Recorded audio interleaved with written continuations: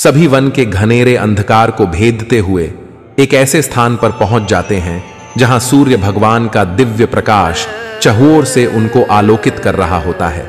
उनके सामने विभिन्न प्रकार के सुंदर वृक्ष, मनोरम उपत्यका एवं मनोमुग्धकारी दृश्य दिखाई पड़ रहे होते हैं। तभी भगवान श्री रामचंद्र जी गुरु विश्वामित्र जी से पूछते हैं कि हे मुनिराज, सामने पर्वत की सुंदर उपत्यकाओं में जो हरे हरे वृक्षों की लुभावनी पंक्तियां दृष्टिगत हो रही हैं, उनको देखकर ऐसा प्रतीत हो रहा है कि जैसे यहां कोई आश्रम है। क्या यह वास्तव में है या यह मेरी कल्पना है? वहां थोड़ी दूर पर स्थित कुछ सुंदर मृदुभाषी पंक्षियों के झुंड भी दिखाई पड़ रहे हैं, जिससे यह प्रतीत हो रहा है कि मेरी कल्पना केवल कोई कल्पना ही नहीं है। मुनि विश्वामित्र जी रुक नहीं पाते, कह पड़ते हैं, हे वत्स, यह वास्तव में एक आश्रम ही है और जिसका नाम सिद्धाश्रम है। यह सुनकर श्री लक्ष्मण जी ने पूछा, गुरुदेव, इसका नाम सिद्धाश्रम क्यों पड़ा?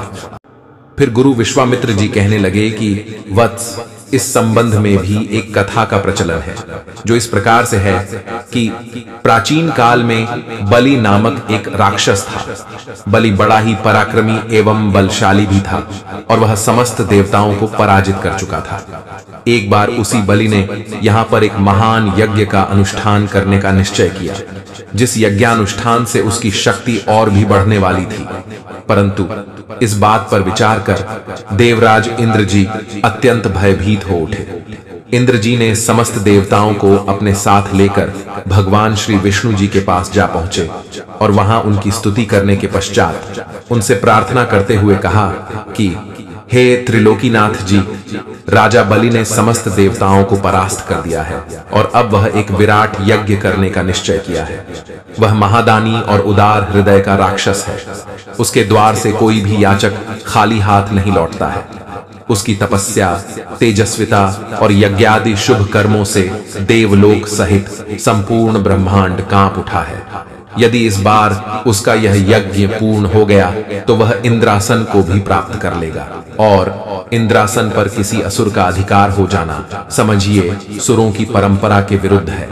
अतएव हे लक्ष्मीपति जी, आपसे प्रार्थना है कि अब आप ही कुछ ऐसा उपाय कर दीजिए कि उसका यज्ञ पूर्ण ही न हो सके। देवराज इंद्र जी की इस प्रार्थना पर भगवान विष्णु कह पड़े, आप सभी देवता निर्भय और निश्चिंत होकर अपने अपने धाम पर जाकर विराजिए। आप लोगों का मनोरथ अवश्य ही पूर्ण होंगे।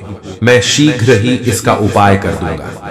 देवताओं के जाने के पश्चात भगवान श्री विष्णु जी अपना रूप धारण किए और वे अपने वामन बौने रूप में ही वहां बलि के यज्ञानुष्ठान पर जा पहुंचे।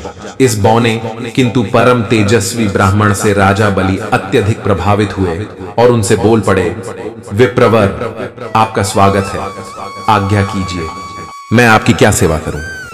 बलि के इस तरह कहने पर वामन रूप धारण किए भगवान श्री विष्णु जी कह पड़े कि राजन, मुझे बैठकर भगवान का भजन करने के लिए सिर्फ 2.5 चरण भूमि की आवश्यकता है।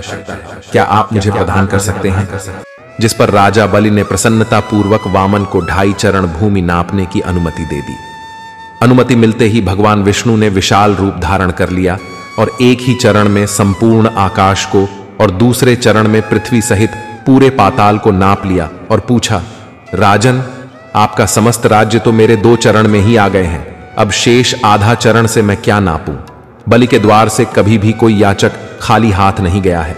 आशा करता हूं कि महाराजा बलि इस याचक को भी निराश नहीं लौटने देगा। महाराजा बलि गर्वान्वित होकर कह पड़ा कि हे ब्राह्मण, अभी मेरा शरीर बाकी है, आप मेरे इस शरीर पर अपना आधा चरण रख दीजिए। जिस पर वामन रूप में उपस्थित भगवान विष्णु जी ने बलि के शरीर पर भी अपने आधे चरण में नाप ले लिया। बलि का यह दान इतना महान था कि बलिदान के नाम से वह विख्यात हो गया। भगवान विष्णु ने बलि की दानशीलता से प्रसन्न होकर उसे वरदान दिया कि यह स्थान सदा ही पवित्र माना जाएगा तथा सिद्धाश्रम कहलाएगा।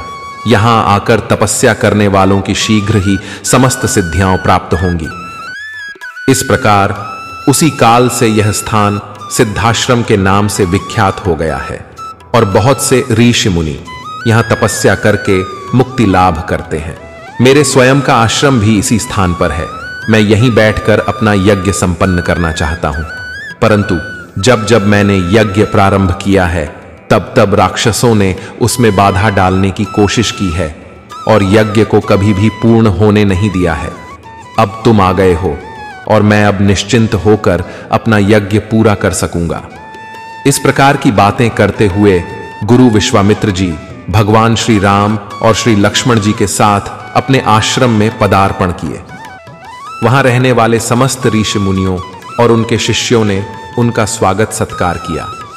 भगवान श्री राम जी ने विनीत स्वर में गुरुवर विश्वामित्र जी से कहा, मुनिराज, आप आज ही यज्ञ का शुभारंभ कीजिए।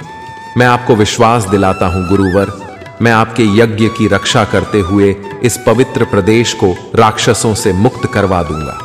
राम के इस वचन को सुनकर मुनिवर विश्वामित्र जी यज्ञ की सामग्रियां एकत्रित करने में जुट गए।